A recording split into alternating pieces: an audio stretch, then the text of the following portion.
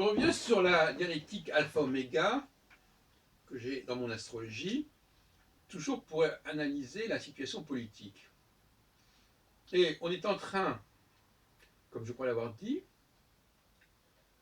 que de passer de l'anonymat, c'est-à-dire des foules quantitatives, à des relations de personne à personne, de qualitatif.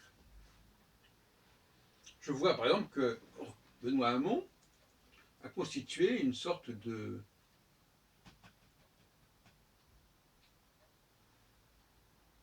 d'organigramme rassemblant plusieurs dizaines de personnes qui sont chacune, qui ont un nom bien précis, voyez-vous, sont des personnalités.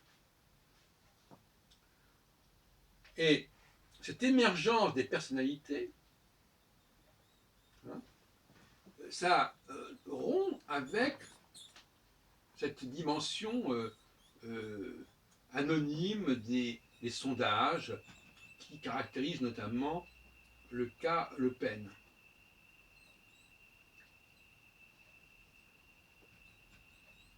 Donc on a maintenant des séries de noms. Avant on avait des sondages, maintenant on a des noms. Alors c'est totalement différent. Un sondage, ce sont des points, des pourcentages. Des noms, c'est telle et telle personne qui a un profil, qui a un poids politique. Et c'est tout le tournant de la présidentielle qui est en jeu ici. Et ce tournant, je l'ai dit, il correspond à un moment où l'on est à la frontière, on est dans le basculement entre la phase alpha et la phase oméga. La phase alpha, qui est la phase d'en bas, donc de l'anonymat, et la phase oméga, la phase d'en haut des personnalités. Et c'est pour ça que je dis que Marine Le Pen devrait se faire du souci, parce que cette phase oméga ne va pas lui servir. Et donc je prévois une baisse de ses résultats au point même que si ça continue comme ça, elle ne va pas se retrouver au deuxième tour. Voilà ce que je dis. Je ne prends pas un risque énorme, parce que de toute façon, il y a des facteurs qu'on ne contrôle pas. Mais la tendance, c'est cela. On la voit.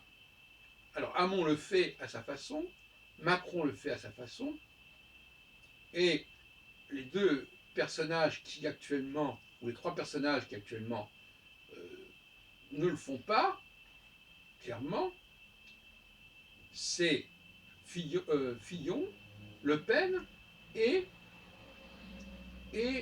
Mélenchon. Alors, qui sont isolés et qui ne jurent que par les sondages. Alors, à quel moment Mélenchon acceptera-t-il de rejoindre cette constellation de personnalités autour de Hamon, le vainqueur, donc légitimité vainqueur des primaires? Le compte à rebours a commencé.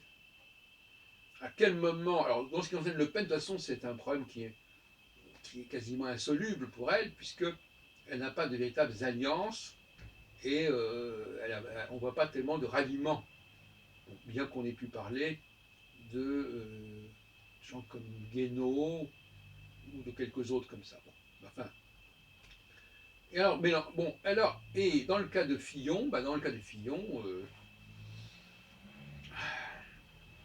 on reste un peu perplexe.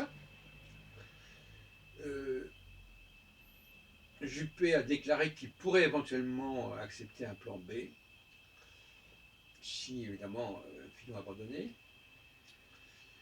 Le parti républicain, les républicains, ne fait pas preuve d'une très grande initiative.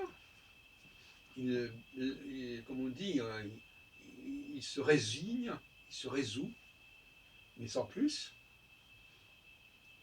Et peut-être qu'il y aura un sursaut de ce côté-là. C'est-à-dire de dire, bon, bah, écoutez, on est désolé, mais il y a des choses qu'on ne peut pas accepter. Donc il y a un sursaut qui pourrait conduire à ce qu'un noyau relativement cohérent au sein des Républicains se manifeste et décide de lancer un candidat qui serait le candidat finalement à la suite justement de cette mise en examen, pas mise en examen, mais enfin de cette enquête qui a été lancée avec 3 juges d'instruction. Ce serait un bon moment, un bon prétexte pour le faire. Et s'ils doivent le faire, ça va être dans la semaine qui vient, en rebondissant directement sur la décision du parquet financier. Voilà comment ça se dessine actuellement. Une situation complexe qui est favorable au centre, qui est favorable à des positions qui ne soient pas trop ancrées à gauche ou à droite, c'est-à-dire pour l'instant, on pourrait dire que les derniers sondages montrent que Macron déborde nettement Fillon. Il est en deuxième position, à 5-6 points de Le Pen. C'est un peu comme ça que ça se passe, mais il y a encore d'autres choses qui peuvent se produire.